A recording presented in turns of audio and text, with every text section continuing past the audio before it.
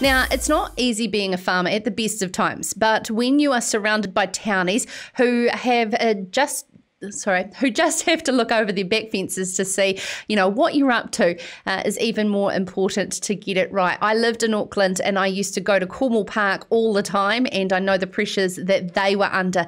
Now, this particular farmer's 8 hectares, milks fewer than 10 cows, has 7 chickens, 21 Suffolk ewes, a gold kiwi fruit orchard and a native tree nursery, which will be in hot demand now.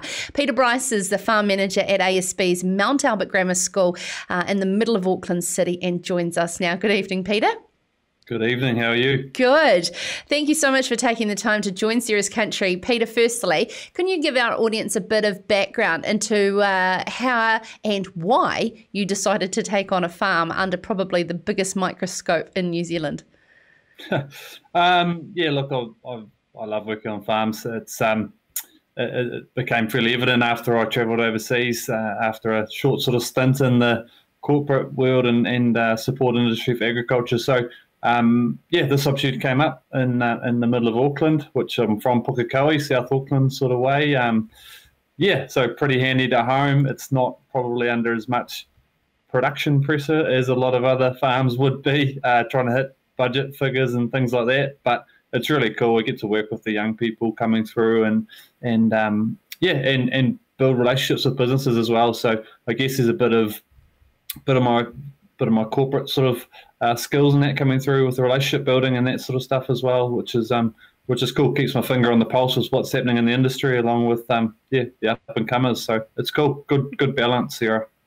Can you give us a bit of a scale of the size of Mount Albert Grammar and how many are involved in the agriculture and horticulture opportunities that are at MAGS? Yeah, sure. So MAGS is a public school, so funded by the ministry.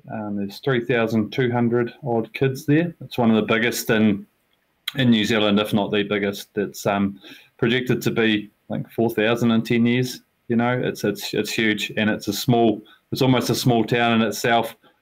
The farm caters for 250 odd ag students, ag or agribusiness. So year 13s and year 12s do an agribusiness course, which was done created by the St. Paul's curriculum a couple of years ago. And that's really cool. They get real good exposure to business and use different businesses and contexts for their studies. So that's the ag and agribusiness stream. And then along with that, you also have biology classes coming onto the farm to look at ruminants, for example, as they were a couple of weeks ago. Business kids taking the honey, for example, from the beehives and putting labels on it and doing the whole marketing thing, using the beeswax for lip balms, you name it. There's plenty of other things that the farm's used for outside of straight agriculture. So it's pretty cool. What an absolute hotspot for embracing and empowering our young people into careers into the sector. Now, I do remember actually going there in 2018 when Nathan Guy announced $12 million into it was going to be the flashiest thing out for our Centre for Food and Fibre and teaching not only MAG students but urban Aucklanders around our food production systems. Sort of where has that gone to and what is the vision for MAGs? Yeah, okay, so there was slightly before my time. When I started here was about 2 years ago. So over that time, we've rescoped the project. So I took a short trip over to Holland and looked at a few of the classic examples there of how they use a thing called triple helix. So that's the local government, education, and business all working together.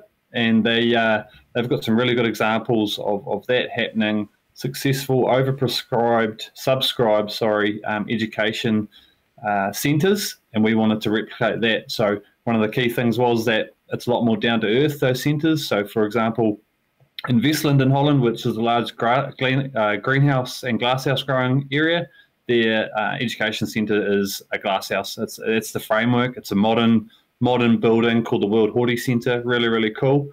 So we took out of that sort of centre, we took, hey, maybe we need a bit more of a corrugated iron shed sort of feel to our design. So we have done that, and we've rescoped the building to create a 4-classroom flexible education hub, which would be the centre of the farm, and create a really good education and experience centre for visitors, for our students, And yeah, I think it'll be a bloody fantastic asset for our industry, not just to sit on the MAGs or ASB banks books, like that, because that's what this is, right? This is an industry asset in the middle of the city. So I think as soon as we view it as that, the more support that we can generate.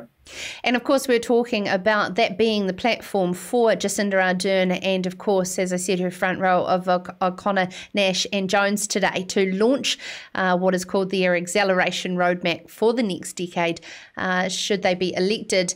Peter, how excited were the children, and why was it so important that they chose the platform of MAGs to be able to showcase the future which the children are a part of? Yeah, it was cool. It was brilliant. I mean, the kids here, they are just fantastic. They take every opportunity that they get given, and today was a classic. They lined up on entrance and all met the ministers, which was cool. And then afterwards, they got to have a bit of a powwow with the PM, which they loved, and got plenty of photos and that taken. But I mean, these kids are all the ones that were there today were out of the agribusiness course. So they are likely, if not already, accepted into tertiary education, be it Lincoln, Massey, or some of the cadet farms. So they're all really, really good prospects for anyone looking for future staff and future leaders as well, because they are really high achievers. So I love giving them the opportunities, and I think they sort of give back to me by volunteering their services after school or whatever it might be to help fence fixers or milk the cows or whatever it might be. Yeah, everybody loves a bit of free labour on the farm, that's for sure. Yeah, for sure. Hey, now in passing, it's all well and good to have something of such hard work that you're doing, but for this government officials to fly in and fly out and promise the world, are they backing concepts like this financially? I mean, they've nearly doubled the Sustainable Food and Fibre Fund. Of course, this would be a natural fit for that. Well, you'd think so, Sarah. We do struggle at times for that sort of support. One of the key bits of policy in that document with the Sustainable Food Futures Fund, if I've pronounced that correctly, is that they don't support any capital structures. So that's what we are trying to do. Even if we dress this up as a resource for learning, it's still a capital investment for them. So that really crosses us out of any support from the government, which is a bit of a pain. There's no allocation to any school farms from the government for funding. So be it Hauraki Plains College with their 8-hectare farm, they don't get extra money for having that. It's just seen as a resource, I guess, for learning. So it's a real pain, and it doesn't really help us progress our farm. We still feel that we're stuck a wee bit in the 70s.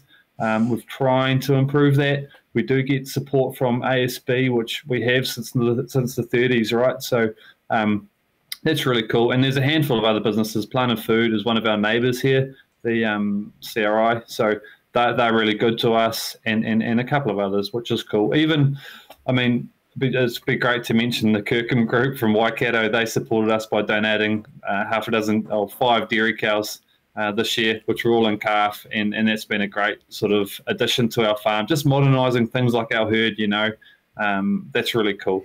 Do you know what I'd absolutely love for every company in New Zealand that works in the primary industry? It doesn't take much to donate one thing. All Flex donating a wand, a reader, in terms of, as you said, a couple of cows here and there. We do it across the board. Wouldn't that be great to enable you with the resources that you need that don't cost a lot to our individual corporate? So I want to make that a challenge to all you listening and watching out there. What can you do to support MAGs, and 300 in this agribusiness and 4,000 in the middle of Auckland? This is an absolute massive opportunity for us. Peter, I just wanted to say thank you very much on behalf of everybody watching Sarah's Country and listening on demand for the work you're doing. It's awesome.